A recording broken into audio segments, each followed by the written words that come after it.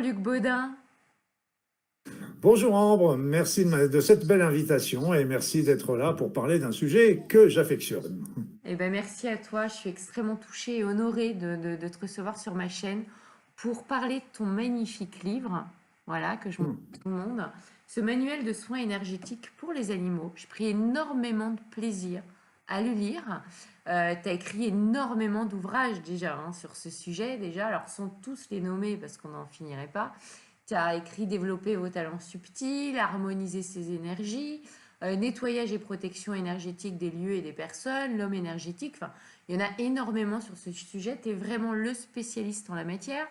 Tu es ancien médecin, diplômé en cancérologie clinique, spécialiste en soins énergétiques, en thérapie manuelle. Alors, je vais être un peu indiscrète. Est-ce que je peux te demander qu'est-ce qui t'a fait passer de la médecine conventionnelle aux médecines alternatives et plus précisément dans ce qui nous réunit aujourd'hui, vraiment aux médecines énergétiques? Ben, il y a eu différents éléments qui sont rentrés en ligne de compte. En particulier, lorsque j'ai terminé mes études de médecine, ma mère a fait une importante rechute de son cancer du sein et ça m'a ouvert les yeux. Moi, j'étais interne à ce moment-là, je l'ai piloté dans tous les services et ils ont fait c'est un travail remarquable, je tiens à le dire. Mais seulement, j'ai vu qu'il y avait des lacunes et c'est pour ça que je me suis dit, je vais à ce moment-là essayer de me pencher vers les médecines naturelles complémentaires, je dis bien complémentaires, parce qu'on n'a pas suffisamment d'études pour les étayer, les affirmer en l'opposition ou en alternative avec la médecine conventionnelle. Et donc, c'est là que j'ai commencé à développer un certain nombre d'éléments de phytothérapie, aromato, etc., nutrition, micronutrition. Donc, je ne vais pas faire la liste, c'est sans intérêt. Mais j'ai fait tout ça. Après ça, je me suis intéressé beaucoup à la pensée, à le pouvoir de la pensée sur le corps, avec le stress, avec la pensée positive, la visualisation, les groupes de prière. Je me suis intéressé après aussi à beaucoup de patients qui avaient des NDE et j'avais le plaisir qu'ils me racontent. Donc tout ça, c'était un cheminement qui a été fait sans le savoir, sans le vouloir même. Je suivais un petit peu mon intuition. Et puis, il y a un autre élément qui était derrière, et ça, je l'ai découvert il y a une dizaine d'années, en fait, parce que je l'avais complètement occulté, c'est que quand j'étais gamin, j'étais admiratif devant les personnes qui étaient capables de soulager les personnes, le malade, simplement avec les mains. Et en fait, ça a été un fil d'Ariane aussi derrière qui m'a poussé un petit peu. J'avais beaucoup de rebouteux, de Ouais. guérisseurs, de magnétiseurs dans mes. Puis j'ai beaucoup voyagé, j'ai vu rencontrer plein de gens superbes un peu partout. Et c'est là que je me suis mis à me passionner pour les soins énergétiques et la médecine D'accord. naturelle. Passionnant. Alors justement, dans ton livre, tu dis qu'on n'a pas besoin de prédispositions particulières pour soigner, pour faire des soins énergétiques. Dans ce qui nous réunit, tu dis que tu avais beaucoup de rebouteux, c'est vrai qu'on les appelait comme ça. Mon père avait ce que je crois être un don de Hmm. alors lui, sa spécialité, c'était vraiment tout ce qui était zona, inflammation, tu vois, les brûlures. Et aujourd'hui, ben, c'est vrai que tu n'es pas le premier ni le dernier à dire qu'on peut tous soigner, qu'on a tous cette possibilité-là. La médecine quantique nous montre quand même à 99,999% on est de l'énergie et qu'en se mettant en canal, on peut le faire. Et en même temps, on ne peut pas s'empêcher quand même de constater que tu as des gens qui sont spécialisés dans les brûlures, d'autres sur d'autres pathologies. Alors, j'aimerais ton avis sur cette question. C'est très simple. C'est que autrefois, c'est sûr, il fallait le don. Ça, c'est clair. Après ça, aujourd'hui, les choses ont changé. Les choses ont changé parce qu'il y a des nouvelles énergies qui arrivent, le niveau vibratoire de chacun ouvre, s'élève, la conscience s'ouvre, si bien que tout le monde est capable de réaliser, a des talents de magnétisme, tout le monde a des possibilités de faire, par exemple, la prière du feu, etc., pour soulager les patients, etc. Mais c'est comme partout. On peut tous apprendre à jouer du piano, Ouais, mais on ne sera pas tous des Mozart. Et d'accord. donc, il y a toujours des personnes qui auront plus de capacité ou aussi plus d'attirance vers telle ou telle pathologie. Il y en a qui seront plus vers les états dépressifs, d'autres c'est pour le zona, pour les douleurs, etc. Chacun a sa spécialité, je dirais, quelque part, mais d'une manière générale, et c'est le but du livre d'ailleurs, c'était que tout le monde puisse apprendre et réaliser des soins énergétiques sur les animaux. Génial. Merci. Merci pour cette précision. Alors, quand tu abordes la conscience animale, justement, tu dis que la conscience s'expand. Tu précises qu'il y a beaucoup d'animaux comme les chats, les chiens, etc., qui ont le même nombre de chakras que les hommes. Qui développent un petit peu en expliquant que parce qu'ils ont le même nombre de chakras que les hommes, ils ont le même niveau de conscience. Oui, ça m'a beaucoup troublé, cette affaire-là. Ça m'a beaucoup troublé. C'est un des éléments qui a été détonateur, d'ailleurs, avec d'autres expériences que j'ai eues avec des animaux. Euh, Ça m'a beaucoup troublé parce que je pensais prétentieusement, comme on nous l'apprend, que l'homme est the best. C'est Ouais, le tout à fait. roi de la nature, c'est lui la nature doit se plier à ses ordres, que les animaux doivent se plier à ses ordres.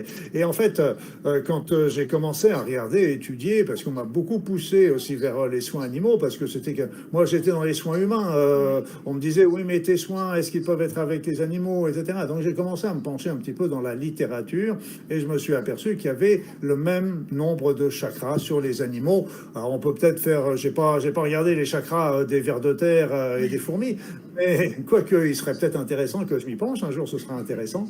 Et le fait est que les animaux qu'on va dire dits supérieurs, un peu comme les chevaux, Ouais. etc., et les chiens, les chats, etc. Mais il faut bien penser que les poissons qu'on dénigre toujours on découvre qu'ils ont aussi des éléments qui sont beaucoup plus performants qu'on veut bien le croire. Ah donc, chaque chakra correspond à un niveau de conscience. Donc, ça veut dire que les animaux qui ont les mêmes chakras, le même nombre de chakras que nous, ont un niveau de conscience élevé. Ils n'ont pas la même conscience que nous. Ils ont une conscience différente, un raisonnement différent, une approche différente de la réalité. Ils voient des choses que nous, on ne voit pas et inversement. Et donc, ce niveau de conscience doit nous rendre responsables parce qu'on ne faut pas faire, on va pas faire n'importe quoi sur les autres êtres humains, c'est évident, et c'est pareil pour les animaux. Voilà. D'accord, super. Merci pour cette réponse très complète. Alors, tu as aussi des capacités télépathiques des animaux. Et je crois que tu expliques que tu as eu une expérience très très belle en Polynésie avec des poissons. Euh, Partage un petit peu ça. Est-ce que tu crois que parce que les animaux n'ont pas l'usage de la langue comme nous, ils vont être plus intuitifs avec cette expansion de conscience auquel on bénéficie et on participe, hein, je dirais, tous les jours. Ce qu'il faut comprendre, c'est que les animaux bénéficient aussi de cette expansion de conscience, tout comme les êtres humains, de la même manière. Et quand on observe bien les animaux aujourd'hui, on s'aperçoit qu'ils n'ont plus le même comportement qu'ils pouvaient avoir il y a 20, 30 ou 40 ans. Je donne un petit exemple classique. Ouais. C'est que quand deux chiens se rassemblent, se retrouvent dans la rue, par exemple. Autrefois, ils se reniflaient l'arrière-train sans arrêt. Aujourd'hui, ils se reniflent l'arrière-train pour se présenter, je dirais. Et puis après, c'est comme s'ils étaient en train de discuter, d'échanger entre eux. Il y a d'autres. Et c'est les animaux. J'ai véritablement compris, quand j'étais en Polynésie, avec les poissons, combien ils étaient aussi. Alors on peut dire télépathes, mais peut-être d'autres expliqueront ça autrement. Mais il n'empêche qu'à l'époque, j'étais en Polynésie et je baignais dans des bancs immenses de poissons, des milliers de poissons. Je dis bien, C'est rêvé, je hein. passais je passais des heures dans l'eau, c'était merveilleux. Malheureusement, beaucoup ont disparu aujourd'hui, mais bon, c'est la vie. Et, le, et là, j'étais là, je baignais, ils étaient là autour de moi, je regardais tous ces espèces de poissons qui étaient tous différents de couleur. Et puis d'un seul coup, plus personne. Plus personne. Ils avaient tous disparu. Et là, je me dis, mais qu'est-ce qui se passe? Et peut-être, allez, 15, 20, 30 secondes plus tard, je voyais un chasseur sous-marin avec son fusil sous-marin et qui passait. Et donc, tous les poissons se cachaient parce qu'ils avaient Incroyable. senti à l'avance, visiblement, d'une manière ou d'une autre. Et puis, dès qu'il était reparti, ben, il ressortait et la vie reprenait. Donc, Incroyable. il y avait quelque chose qui se passait et qui m'a fait comprendre aussi comment. Et c'est pour ça d'ailleurs dans les soins, c'est une des principaux, un des premiers éléments qu'il y a, c'est notre intention, notre pensée, notre communication bienveillante avec l'animal qu'on va soigner, qui est primordiale en premier lieu. D'accord. Incroyable. Alors, comment faire la différence, Luc? Tu sais, tu expliques que justement, c'est de rentrer dans la communication animale. Et c'est vrai qu'en ce moment, on voit énormément d'intérêt hein, sur ce sujet de la communication animale. Comment faire la différence entre dire je perçois ce que l'animal est en train de penser, de ressentir, etc. Et puis notre mental, notre ego qui nous joue parfois des tours. C'est clair, c'est clair. C'est pas toujours facile. Et puis notre mental, notre imaginaire également, qui va pouvoir apporter certains troubles, certaines informations qui ne sont pas justes.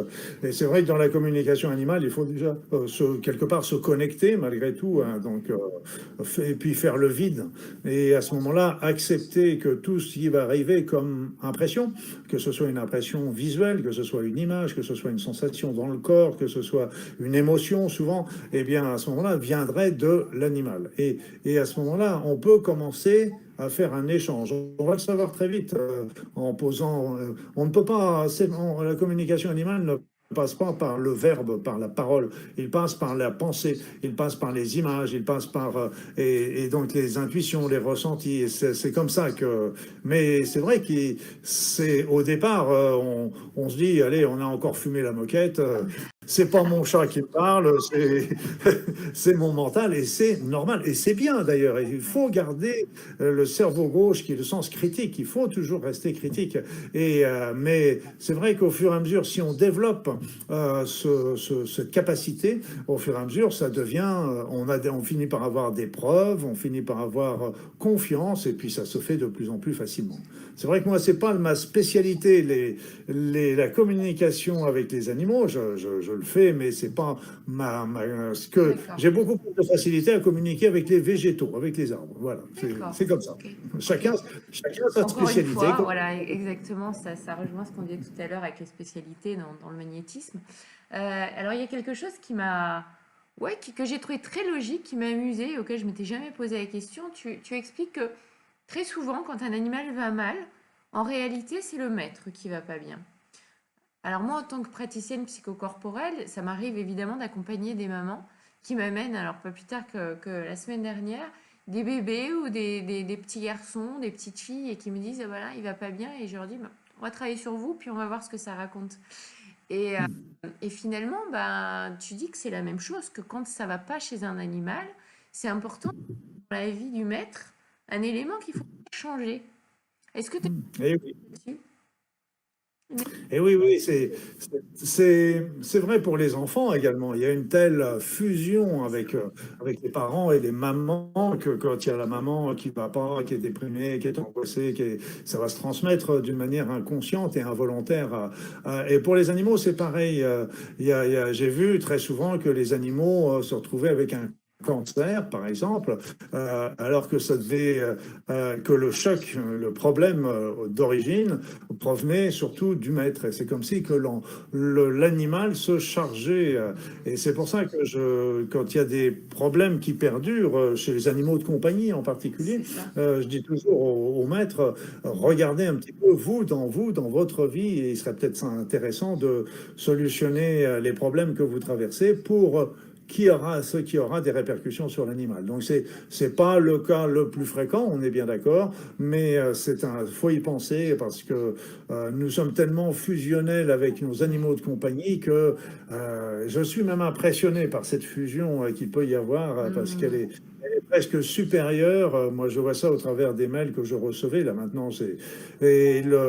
autrefois, vous voyez, quand il y avait un problème sur l'animal de compagnie, ça prenait véritablement une ampleur extraordinaire, presque plus que quand c'était un membre de la famille, par exemple. Le Ah, membre mais de la famille, c'est des membres de la famille, hein. C'est vrai que je dis souvent, quand il y a le départ d'un chien, d'un chat, il y a un deuil à faire, quoi. c'était tout à fait exact. C'est tout à fait exact. Et il reste toujours quelque part dans notre mémoire et dans notre Ouais, accompagnement. Il faut voir tout ce qu'ils peuvent nous apporter, évidemment, tous ces bien animaux. sûr. C'est Alors, si on extraordinaire. parle justement des deuils, et ça m'a fait penser un petit peu ton protocole, sans dévoiler le protocole ici, mais ça m'a fait penser au protocole, tu sais, des petits bonhommes allumettes de Salomé, et même au protocole que l'on utilise, nous, en hypnose, avec des personnes qui ont du mal à faire des deuils affectifs ou des deuils physiques quand ça devient vraiment pathologique. Ben, j'avais pas conscience que pour les animaux aussi. Est-ce que Hmm. ça t'arrive de... Alors, comment tu t'y prends, tu le dévoiles dans le livre, mais est-ce que ça t'est arrivé justement de participer, de faciliter un deuil avec un maître et l'animal pour expliquer à l'animal que bah oui, le maître il est parti et pour l'aider à digérer ce deuil. Bah oui, parce qu'on est toujours fusionnel. On a tous l'image de ce chien qui est couché sur la tombe Ouais. de son maître et qui ne se nourrit plus et qui, en fin de compte, va décéder quelques jours ou quelques semaines plus tard. Voilà, c'est et donc faut savoir que c'est les animaux aussi ont une conscience, comme on le disait, qui est très évoluée et donc ça n'empêche qu'ils sont aussi dans la souffrance, même si on croit, par exemple, à une vie dans l'au-delà. Il y a un Dieu qui serait, qui est un divin qui serait bon, etc., un divin d'amour. Ça n'empêche que les personnes qui nous partent ou les animaux qui partent, ça nous fait un vide extraordinaire. Et donc, oui, tout à fait. Ben, c'est de toute façon le protocole que j'indique dans le soin fonctionne pour les problèmes autant d'ordre psychologique, je dirais, et que pour les problèmes physiques. Et donc, D'accord. oui, on peut travailler, on travaille dessus pour accompagner l'animal. Mais comme on le sait, c'est un travail de plus longue haleine parce que bah, quand on est dans la maison et que le maître n'y est plus, ça fait un grand vide, évidemment. Bien sûr. Faut accepter qu'il y a une nouvelle vie qui commence et c'est pas toujours simple. Alors, ce qui m'a fasciné dans ton livre, à un moment donné, tu dis que tu as été explorer, tu me dis si les mots sont pas exacts, hein, l'esprit de ta chienne, et tu dis, je déconseille à quiconque de le faire. Est-ce que Oui. tu développes pas trop? Est-ce que moi je peux te demander de développer un peu? Parce que ça m'a vraiment fascinée. Tu vois, moi voilà, j'ai participé à beaucoup de cérémonies d'ayahuasca dans mes années en Équateur. Et c'est vrai que plante, tu peux aller faire ce genre d'expérience avec les végétaux, etc. Pourquoi tu déconseilles de le faire? Alors, bah, c'est très simple. C'est une vieille chienne que j'avais adoptée, qui était une ancienne de la SPA, qui avait beaucoup souffert, et son travail principal de la journée était de dormir. Il paraît que c'était une race pour les gardiens du feu. Ah bah, elle gardait bien le feu, il n'y a pas de souci, pas de problème. Et puis, avec ces notions de conscience dont je parlais tout à l'heure, je me suis dit, tiens, je vais aller visiter l'esprit de ma chienne. Et donc, je lui ai demandé l'autorisation. Elle a ouvert vaguement une paupière, et donc ça, c'était un signe d'un positif, et me voilà parti. Je me suis projeté, que tout comme on peut se projeter avec les voyages chamaniques. Moi, j'ai fait beaucoup de chamanisme sans petites plantes, des choses comme ça, mais on peut le faire d'une manière tout à fait simple. Et donc, je me suis retrouvé dans un monde complètement inconnu. Complètement inconnu, c'est-à-dire que elle voyait les choses, mais différemment. Elle entendait les choses, mais différemment. Elle ressentait les choses, mais différemment. Elle avait des concepts, elle avait des raisonnements qui étaient différents complètement du mien. J'ai été complètement dans un autre monde. Et là, c'est là que j'ai pas eu très souvent peur dans ma vie, mais là, j'ai eu peur parce que j'étais dans son cerveau, dans son esprit, et je me suis dit, mais pourvu que je puisse revenir. C'est le même Hmm. avec le voyage chamanique. On va faire le voyage dans le monde des esprits, mais on est accompagné par un Tout à animal fait. totem, etc. Il y a le chaman qui bat du tambour pour nous Ouais. ramener également. Et donc là, on est accompagné. Mais là, j'étais tout seul. Mais ma brave chienne m'a laissé repartir sans problème et ça s'est fait. Mais c'est pour ça que j'insiste pour le fait que j'ai demandé son autorisation avant de le faire. Je ne Ouais, suis bien pas sûr. Ouais. sauté dessus non plus Ouais. comme ça. Et je n'ai jamais refait avec aucun animal parce que bon, j'avais l'information que j'avais, qu'elle avait un niveau de conscience important et qu'elle voyait les choses différemment, des raisonnements différents. C'est pour ça d'ailleurs que dans la communication animale, on peut pas, les mots n'ont pas bien sûr les animaux domestiques, j'allais dire, mais enfin, de compagnie comprennent nos mots, comprennent certaines de nos phrases, mais la plupart, ils comprennent tout simplement nos intentions, nos images, tout ce qui est ailleurs, sur un autre niveau. Ouais, bien sûr. Incroyable. C'est hyper passionnant, vraiment. Alors, je voulais que tu développes, je crois que tu dis développes moins dans les livres et j'ai pas forcément retrouvé que quand on se fait morte par un chien, ça peut avoir des conséquences dramatiques, on le sait. Et à l'inverse, c'est vrai on sait aussi que quand tu as une plaie, ben, ça peut cicatriser quand tu proposes à l'animal de te lécher cette plaie. Je me suis dit, mais c'est vrai que j'y avais jamais pensé. Alors, comment expliquer cette différence? Ah oui, c'était très très troublant parce que c'est vrai que moi quand j'étais médecin, une personne qui était mordu par un chien, par un chat, etc. Donc c'était une morsure qui était plus ou moins profonde et on savait qu'il y avait de grandes chances, mis à part le problème de rage, mais qu'il y avait des grandes chances que cette plaie se surinfecte. Et souvent même on ne les refermait pas parce que justement s'il y avait une infection, il fallait plutôt que ça sorte plutôt que de l'enfermer. Et puis donc j'étais resté toujours sur cette notion-là. On se disait oui, il y a des tas de bactéries dans les bouches des animaux et ils les transmettent comme ça à travers notre peau, qui est notre barrière sur nous et qui ça provoque l'inflammation. Et j'ai eu un ami qui s'était fait des tatouages bêtement, mais fallait voir les tatouages quand il était jeune et donc il voulait les supprimer parce que bref et donc il les a fait supprimer, mais la cicatrisation s'est très mal passée. Donc il a été soigné, pensé, etc. Et ça ne se cicatrisait pas. Ça s'est mis à cicatriser véritablement quand son chien, tous les soirs, lui léchait les plaies. Donc, pourquoi? Moi, je pense qu'il y a toujours une question d'intention, hein, tout simplement, dans tout ça. Il y a toujours une question d'intention. Et là, on est On peut vraiment dans faire la le... polarité, quoi. Oui, parce que le premier c'était l'agression, le deuxième, c'était vouloir soigner son maître, aider son maître. C'est Donc, tout magnifique. était dans la... et oui, et pourtant, il était la même bouche, c'était la même salive enfin, que les autres chiens, Ouais, etc. Mais bon, ouais. voilà.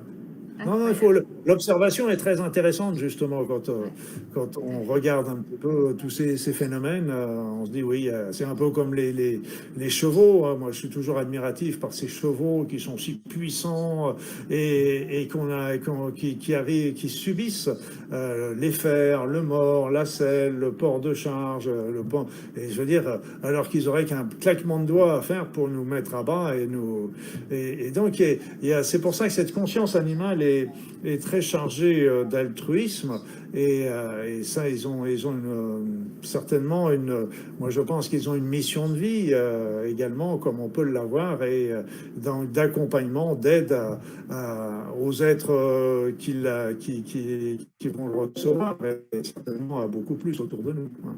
Bah, écoute, merci pour toutes ces informations très précieuses. Je remonte ton livre.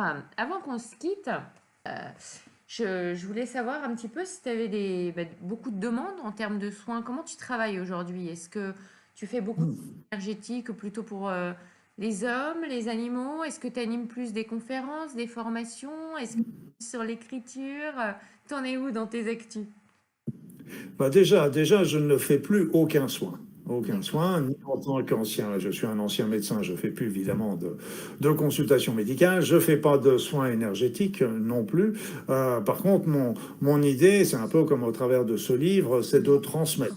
Transmettre. Transmettre mes expériences, parce que bon, après, ce livre donne mes expériences, donne les résultats que j'ai pu obtenir avec les animaux, mais c'est jamais un objet fini, c'est qu'il va continuer. Moi, sur les êtres humains, c'est pareil. Les soins que je pouvais prodiguer il y a 20 ou 30 ans, bah, ils ont beaucoup évolué aujourd'hui. Et ce qui est intéressant, et c'est ça qui est chouette avec les soins énergétiques aujourd'hui, c'est qu'ils sont de plus en plus faciles et simples à réaliser par rapport à ce qu'ils étaient autrefois. Et donc, là, moi, autrefois, il y a bien longtemps, parce que j'étais médecin, donc j'étais véritablement médecin, et et donc, je voulais faire un centre de soins pour les personnes malades, atteintes de cancer, etc. Et donc, en complémentarité des médecines conventionnelles, je tiens toujours à le préciser pour que ce soit bien Mhm. clair. Et puis, j'ai jamais réussi à trouver le financement. Et une belle nuit, je ne sais pas pourquoi que c'était la nuit, mais enfin, si la nuit encore on peut Ouais. recevoir, mais c'était en anglais surtout, c'était en Ah, anglais. Alors bon, d'accord. je parle un peu anglais, je prends un brin que je parle anglais, mais un peu comme une vache espagnole. J'ai toujours trouvé ça très... Et c'était do it yourself. C'est-à-dire qu'au lieu de faire dans un soin, dans un centre ou dans un hôpital, on fait pour les personnes. Et là, il y avait ça, j'étais donné des outils aux personnes pour qu'elles puissent le faire elles-mêmes. Et ça, c'était différent. C'est un peu comme quand je décris une technique de soins ou une technique avec Ho'oponopono, Aura, etc. On peut soigner un problème, mais c'est un outil qu'on peut utiliser pour beaucoup d'autres éléments. Ça ne remplacera pas les médecins, les vétérinaires, les thérapeutes et les kinés, mais on peut déjà se débrouiller sur beaucoup de choses par rapport à ça. Et d'ailleurs, je tiens à préciser au passage que euh, dans les soins énergétiques, j'insiste toujours, surtout quand c'est un problème important qui perdure, etc., de toujours avoir au préalable un diagnostic vétérinaire. Parce que ce qui peut se faire, c'est, moi je le vois, moi je l'ai vu longtemps en médecine, c'est qu'avec les soins, on peut améliorer les choses. On peut les soulager, on peut les faire disparaître, voire peut-être, mais seulement on n'a pas forcément soigné le fond parce qu'on ne la connaît pas, on n'a pas été, ne connaissant pas le diagnostic, on n'a pas forcément été jusqu'au fond des choses. Et le risque est toujours que la maladie continue de perdurer à bas bruit et à ce moment-là ressorte, mais d'une manière plus virulente un peu plus tard. Donc il est toujours important d'avoir un avis dans les choses importantes avant de faire quoi que ce soit. Mais Bien autrement, sûr. on peut amener... on peut apporter tellement de... Moi, c'était intéressant, je voyais ça avec les animaux. Souvent, ils ne bougent pas quand on fait un soin. Ils restent là. Et on peut faire les soins à distance également. Moi, Ouais, j'avais tout à fait. une chatte comme ça qui venait de temps en temps à la maison, qui n'était pas la chatte de la maison, mais à moitié. Et puis, je la voyais un jour qui n'était pas très bien et je lui ai fait un soin à distance. Ouais. Je l'ai revue le lendemain, elle est venue à la maison, et le lendemain, elle ne m'a pas quitté de la journée. Elle avait senti Magnifique. ce que j'avais Ouais, ouais. fait pour elle. Ce qui est plus Donc rare chez c'est... les chats, comparé aux chiens qui, eux, sont vraiment très fusionnels avec Ah oui, bah, les chats sont, c'est une espèce très particulière. Donc, comme on dit souvent, ils sont montés à l'envers. C'est-à-dire qu'ils sont capables de pomper les mauvaises énergies de leur maître. tout à fait. Et il y a Et beaucoup des de lieux, personnes, d'ailleurs. et Et les des lieux lieux. aussi. Ouais, ouais, bien sûr. Ils vont se coucher sur des endroits qui sont perturbateurs pour Ouais, les êtres humains. Donc, tout à fait. ils viennent, mais ils viennent pas systématiquement. Il y a des fois, c'est pour un ronron, pour un câlin, et des choses comme ça. Ils viennent pas pour. Mhm. Mais autrement, les animaux peuvent véritablement, ils viennent sur nous et ils vont pomper. Alors, c'est pour ça, quand j'avais des chats, j'en ai plus là actuellement, mais alors, il y en a qui circulent dans le quartier, il n'y a pas de souci. Mais il y avait les chats, je disais en riant à mon épouse, je suis si malade que ça pour que le chat vienne se coucher. Mais C'est c'était pour un fascinant. câlin. Et il Ouais. m'aidait beaucoup dans les écritures, ce chat, parce il venait se coucher sur l'ordinateur, comme tous les chats. Alors Comme je le tous les mettais à chats. côté, et voilà. Et comme de temps en temps, il s'étire et nonchalamment, il va toucher quelques touches qui vont effacer tout ce qu'on est en train de faire. Voilà. Et là, du coup, dans tes actus, donc quand tu dis donc maintenant tu transmets via les livres. Et est-ce que tu animes des conférences? Tu formes pas des gens via Alors, l'école ou... là je fais des formations en ligne, plusieurs D'accord, formations en ligne, et sont en particulier là pour les humains. Et pour le moment, j'ai arrêté mes formations de soins énergétiques parce que justement, il fallait que que je les remixe parce qu'il y a beaucoup de choses qui ont évolué, rechangé, les remettre à jour. J'avais besoin de souffler un petit peu par rapport à ça. Je suis très actif sur les réseaux sociaux et en particulier sur YouTube. Et si vous êtes curieux, il y a un soin, je fais des soins énergétiques intemporels pour les humains toutes les semaines. D'ailleurs, il y a les animaux qui viennent, on me décrit souvent que les animaux viennent et se couchent et participent. Donc, il y génial. avait même une femme que je connais, elle était dans une écurie, il y avait les chevaux qui étaient venus pour regarder ce qui se passait. Et il y a un soin énergétique spécial que j'ai réalisé pour faire un soin sur les animaux. Donc, si ça vous Fantastique. intéresse, Oui, tu vas me euh, donner tous les liens, effectivement. Je vais mettre les liens de formation en ligne en la description de voilà. cette vidéo. Donc, Et puis, c'est plus l'écriture. Je fais un peu de conférences à droite, à gauche. J'essaie de me disperser un petit peu à ouais. droite, à gauche pour aller partout. Mais c'est vrai qu'on ne peut pas aller non plus partout. Donc, c'est une activité à temps plein, je peux dire. Bon, bah, fantastique. Eh ben, un grand merci encore à toi. Merci à Isabelle Laurent, particulièrement aux éditions Très Daniel, qui a facilité cette interview. Et donc, ton éditeur sur ce super manuel de soins pour animaux. Et puis, ben, je te souhaite plein de succès, une très très belle continuation, beaucoup de succès à ce livre et à tout ce que tu fais pour les hommes, pour les animaux, pour élever la conscience, pour y participer. Merci, merci, merci Ambre. Et puis toi aussi, je sais que tu débutes ta chaîne YouTube et Sur la tout ce partie beau interview, projet ouais. voilà, qui est très important à diffuser, parce que c'est la diffusion qui est importante dans ce monde actuel. Et mon propos, et que je fais par rapport à mon site, par rapport à tout ça, mon propos est toujours de donner de l'espoir, parce que la lumière est toujours au bout du chemin. Et il y a toujours une phrase que je crois que c'était sorti de l'Apocalypse de Saint Jean, je crois, hein, j'en suis pas sûr, mais c'était une phrase du genre et la lumière brillait dans l'obscurité, et l'obscurité n'a pas réussi à l'éteindre. Donc voilà. Donc, Magnifique. Un grand merci, Luc. Plein de succès. Et puis, j'espère à bientôt. Au revoir. merci Ambre. Belle À journée. bientôt.